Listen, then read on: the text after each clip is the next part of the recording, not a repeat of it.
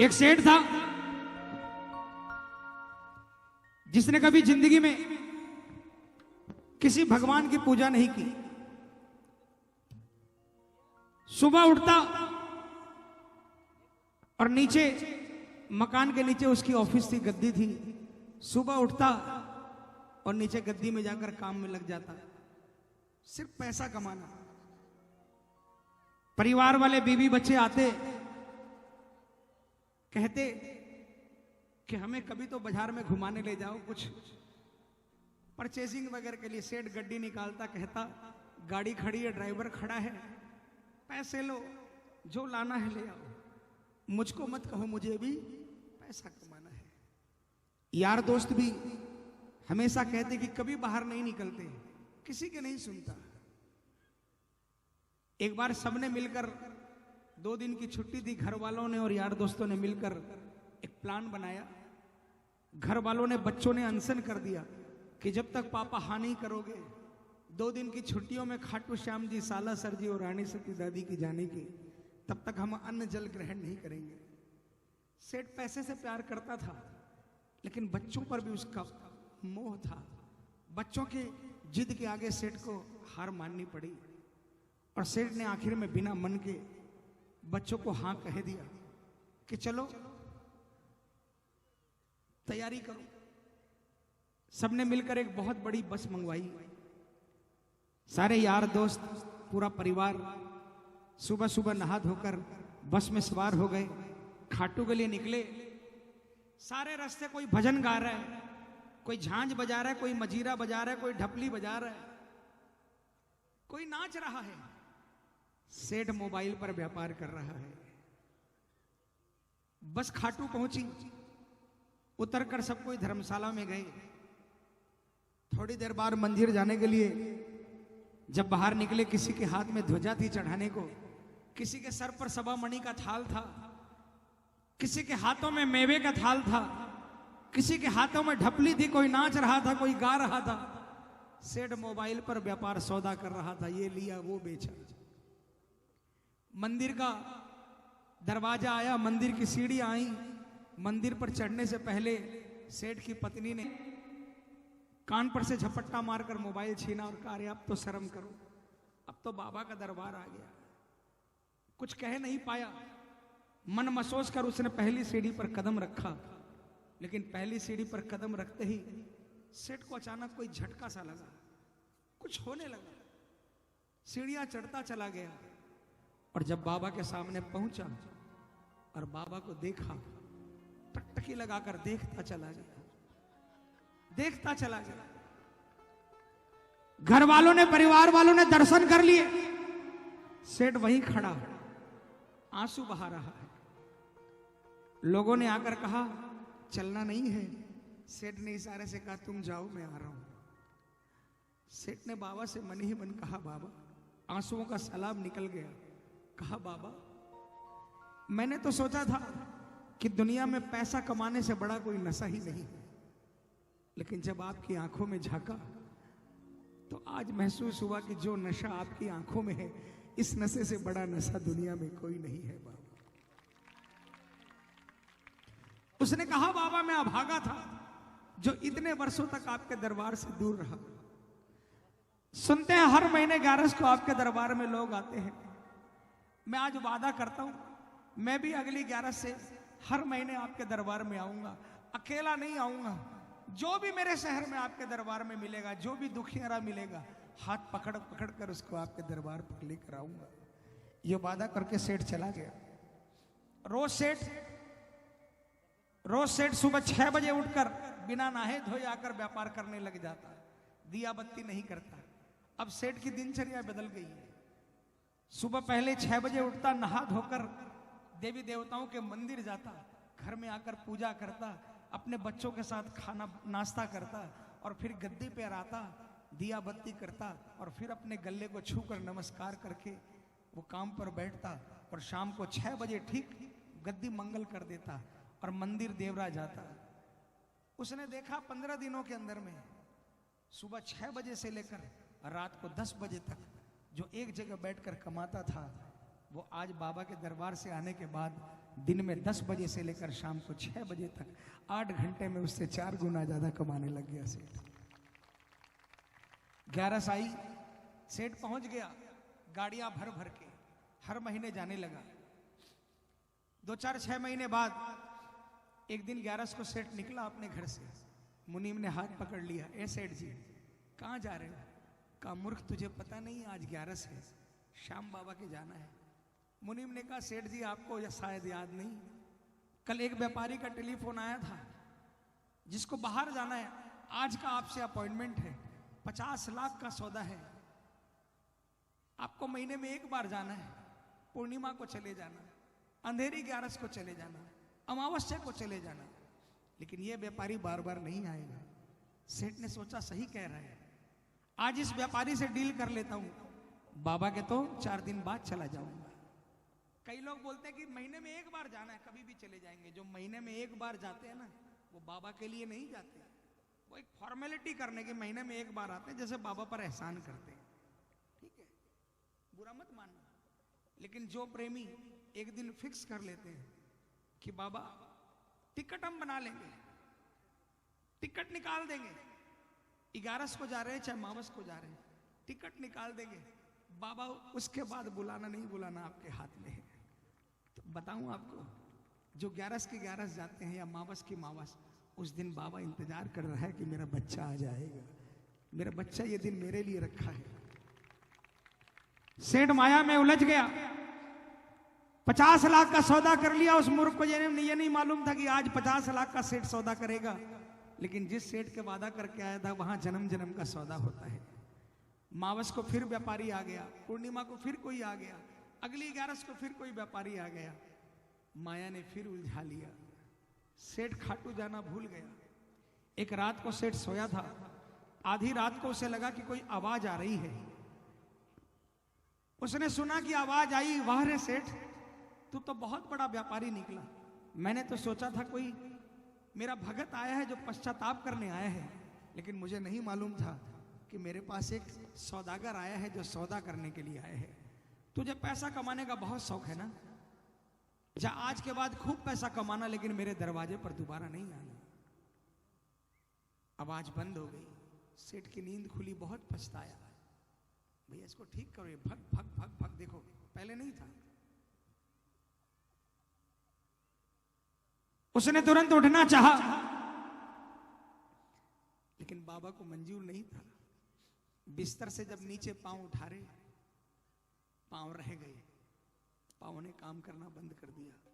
रात को सेठ अपने पांव पर बिस्तर पर आया था, सुबह व्हील चेयर पर आ गया। अपने घर के बाहर व्हील चेयर पर आंसू बहा रहा था। एक डाकिया बगल से निकला, सेठ ने आवाज लगाई, है डाकिया तुम तो दिल्ली, बंबई, कलकत्ता रोज इधर से संदेशा उधर ले जाते हो, भक्तों को संदेशा सुनाते हो, क्या मेरा एक संदेशा मेरे श्याम बाबा तक पहुंचा दोगे? डाकिया ने कहा मेरा तो काम यही है, इधर से उधर हाल पहुंचाना। बोलो तुम्हारा संदेशा क्या है? डाकिया से सेठ ने क्या कहा, सेठ ने डाकिया से क्या कहा, डाकिया ने खाटू जाकर बाबा से क्या कहा। आइए प्रेमियों, दिल से इस भजन के अंदर मैं अपनी अरदास, जो भी आपका संदेशा है सुनाओ। मेरा विश्वास है आपका संदेशा बाबा के दरबार में पहुंचेगा। उस सेठ ने डाकिया से क्या कहा, आइए।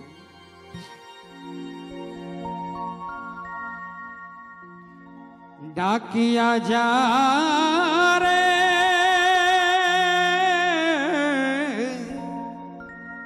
श्याम ने संदेशो दीजे, श्याम ने जाए तो कह दीजे, भगत थारे दर्शन ने तरसे।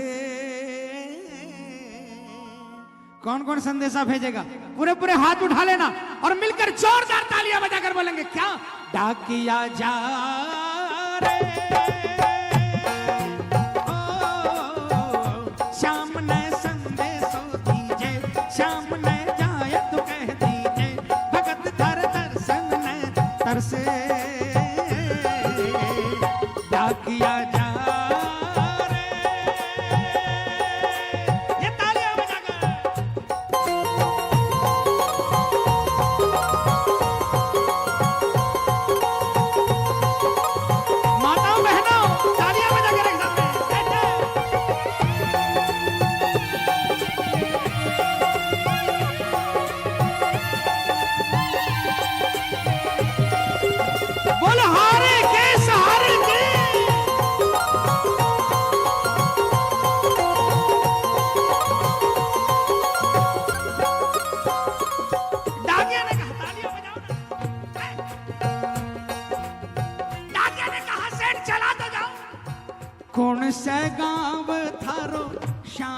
बसो है इतनो मान बता दे सेवक रे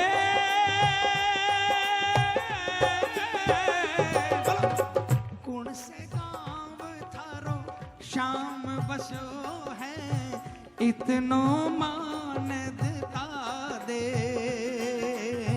गर तेरे पास है कोई निशानी माने तू दिखला दे हो कैया जानूंगा पहचान मैं हूँ छोरो अनजान कैया जानूंगा पहचान मैं हूँ छोरो अनजान कैया श्याम सुहोसी मिलन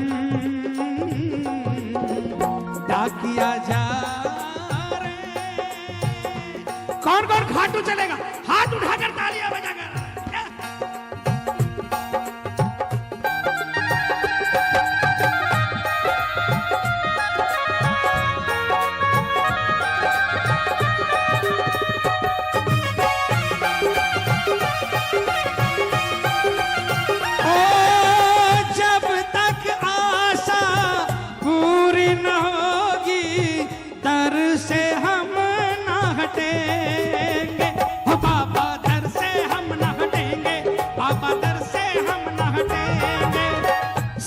भक्तों को बहका देंगे तेरा नाम ही लेंगे बाबा तेरा नाम ही लेंगे बाबा तेरा नाम ही लेंगे सोच ले तू भक्तों का पलड़ा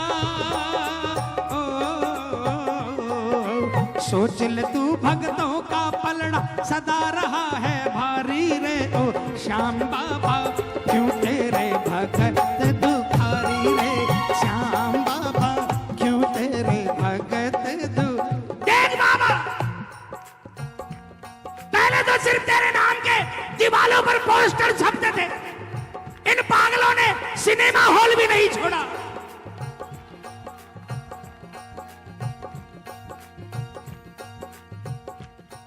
बसें नहीं छोड़ी चारों तरफ में कह दिया चलो खाटू क्यों बनाया काम 50 साल पहले फागुन की 11 को 1000 लोग होते थे फागुन की 11 को भी सारी रात मंदिर नहीं खुलता था तू मौज से सोता था आज महीने में एक बार मंदिर सारी रात खुलता है और अब 4 महीने से 10वीं को भी सारी रात खुलने लगे हैं और बना काम लोगों का और बना जितना काम बनेगा उतना तू चैन से नहीं सो पाएगा सब भक्तों को बहका देंगे तेरा नाम ही लेंगे बाबा तेरा नाम ही लेंगे बाबा तेरा नाम ही लेंगे सोच ले तू भक्तों का पलड़ा सोच ले तू भक्तों का पलड़ा सदा रहा है भारी रे ओ श्याम बाबा क्यों तेरे भगत दुखारी रे श्याम बाबा क्यों तेरे भगत बाबा ने कहा रे पगले तू मेरे सोने की चिंता मत कर तू जितने चाहे उतने ले आ तेरे लिए मैं 365 दिन जगने के लिए तैयार हूँ पूरे हाथ उठा लो पूरे और मिलकर जोरदार तालियां बजाकर क्या बोलोगे ना मैं चाहूं हीरे मोती ना चांदी ना सोना ओ बाबा ना चांदी ना सोना बाबा ना चांदी ना सोना मेरे आंगन भेज दे बाबा तुझसा एक सलोना ओ बाबा तुझसा एक सलोना बाबा तुझसा एक सलोना हमको क्या जौवन उपवन में हमको क्या जौवन उपवन में फूल रही फुलवारी रे ओ श्याम बाबा क्यों तेरे भगत दुखारी रे श्याम बाबा क्यों तेरे भगत कम से कम 50 परिवार को मैं जानता हूं जिनको दुनिया के सब डॉक्टरों ने कह दिया आपको कोई औलाद नहीं हो सकती, तालियां बजाओ।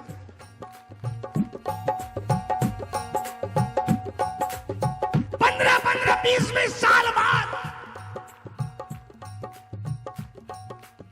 मंदिर से बाबा के बागा का नेफा मिला, कहा बांध दे जा पर जाकर, और बांधने के 10वें महीने बाद गोद में लाल लेकर बाबा के दरबार में गए। मेरे अपने परिवार में हुआ, अपने परिवार में। ना मैं चाहूं हीरे मोती, ना चांदी ना सोना, बाबा ना चांदी ना सोना, बाबा ना चांदी ना सोना, मेरे आंगन भेज दे बाबा तुझ सा एक सलोना, हो बाबा तुझ सा एक सलोना, बाबा तुझ सा एक सलोना, हमको क्या जोवन उपवन में, श्याम बाबा श्याम बाबा श्याम बाबा, अरे हमको क्या जोवन उपवन में, फूल रही फुलवारी रे, ओ श्याम बाबा क्यों तेरे भगत दुखारी रे, श्याम बाबा क्यों तेरे भगत हाथ उठा लो जिनको जिनको इन पर्चों पर विश्वास है, ये तालियां बजाकर।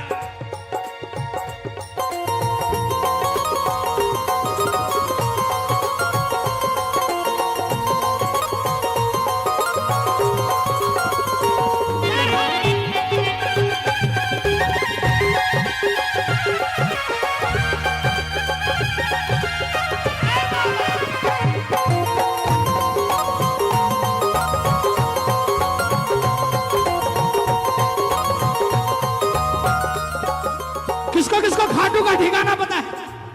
सेठ ने क्या जवाब दिया?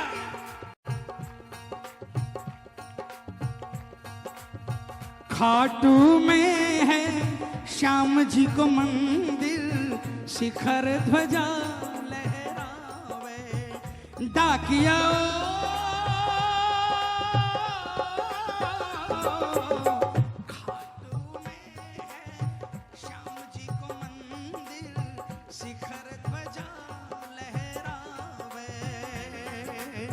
जोड़ी पर हनुमान विराजे, सेवक चंवर ढुलावे, हो बाके नौबत बाजे द्वार, गूंजे हरदम जय जयकार, बाके नौबत बाजे द्वार, गूंजे हरदम जय जय, बोल खाटू नरेश की। नौबत का मतलब समझते हो क्या है? खाटू गए हो? छोटी सीढ़ी जो है जहां पर अखंड ज्योति का दीपक है, वहां पर 2 बड़े नगाड़े हैं ना, कभी लाइन से जाना, लेफ्ट साइड की पहली लाइन से जाओगे ना, सीढ़ियों से चढ़ने को मौका मिलेगा, नौबत रखा होगा, नौबत बजाने वाला होगा, उससे नौबत लेकर 5 बार माथे से लगाकर 5 बार नौबत पर चोट करना और अपनी अरदास कह देना, और नगाड़ा बजाने वाले को 10, 20, 50, 100, 200 जो आपकी श्रद्धा हो उसको धोखा कर दे देना, अरदास लगती है प्रेमियों।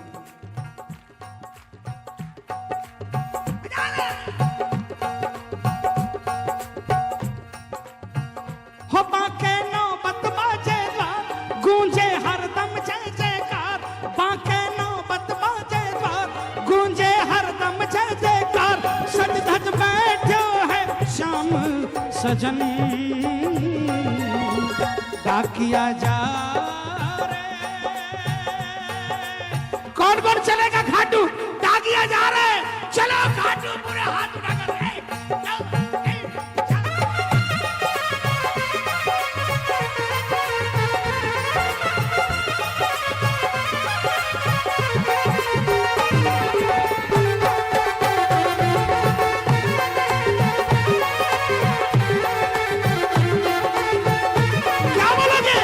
जब से देखा तुम्हें जाने क्या हो गया, बोलो जब से तुम्हें जाने क्या हो गया, ऐ खाटू वाले श्याम मैं तेरा हो गया, ऐ खाटू वाले श्याम मैं तेरा हो गया। कौन कौन मेरे बाबा का हुआ है? कौन कौन? ये तालियां बजाएगा।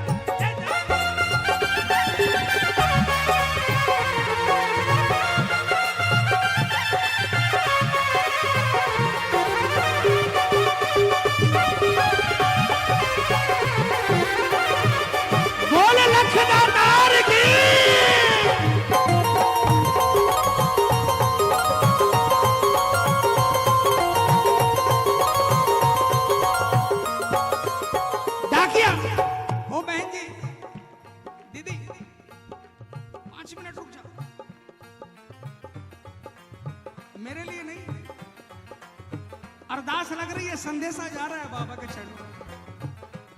इस भजन के बाद चले जाए।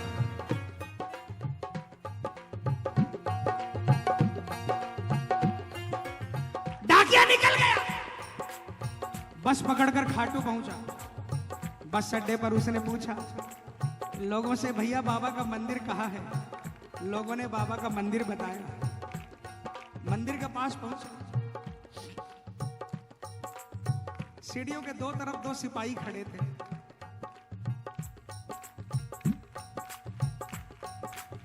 जिनके हाथ में वॉकी टॉकी थी वो नहीं, उनकी ड्यूटी 8 घंटे की होती है, 3 बार पलटती है।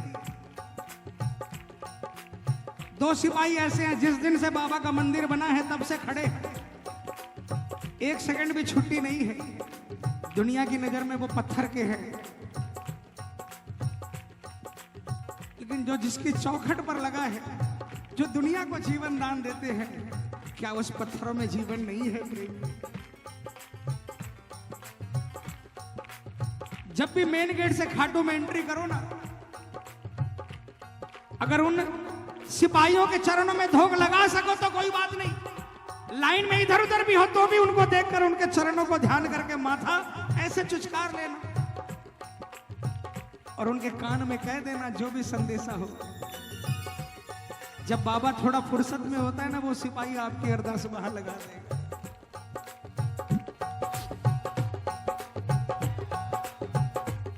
डाकिया ने पहली सीढ़ी पर कदम रखा, डाकिया के पांव कांपने लगे, करंट लगने लगे। 13 सीढ़ी चढ़ी, 13 तुझको अर्पण। बाबा के सामने गया, पहले बाबा को नहीं देखा, क्योंकि डाकिया के हमेशा आदत है, आपके घर में भी डाकिया आता है, कोरियर वाला आता है, पहले आपको नहीं देखता, घंटी बजाता है, जब आप दरवाजा खोलते हो तो सीधा पहले अपने झोले में हाथ डालता है। डाकिया ने भी झोले में हाथ डाला, सेठ की चिट्ठी निकाली और उसके बाद जब बाबा की तरफ देखा, पहुंच गयो दरबार शाम के, बोलन लाग्यो संदेशो बाबा,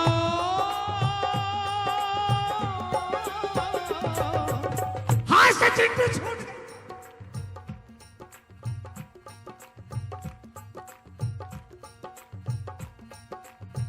बन बैठो कद शाम दीवानो, कुछ न रहो अंदेशो। होश नहीं रहा, आंखों से आंसू बरसने लगे, टकटकी लगा कर निहार रहा है। इतने में डाकिया चरणों में गिर गया।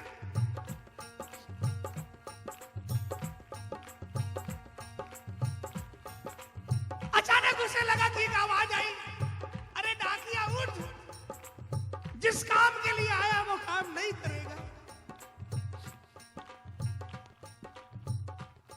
डाकिया ने सिर पटकना शुरू कर दिया।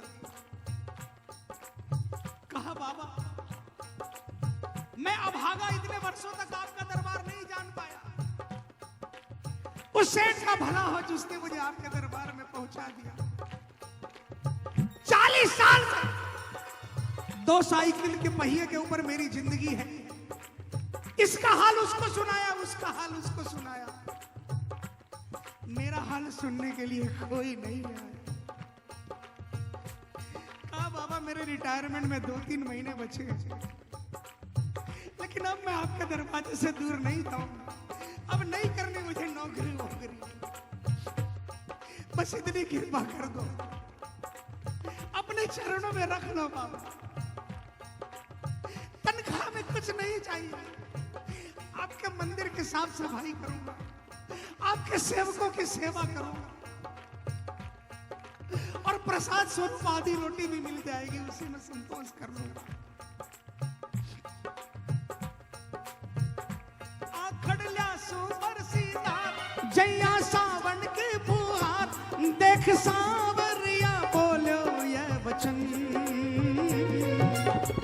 डाकिया जा। फिर लगा डाकिया को कि बाबा कह रहे हैं, अरे पगला तुझे वापस भेजने के लिए थोड़ी बुलाया था,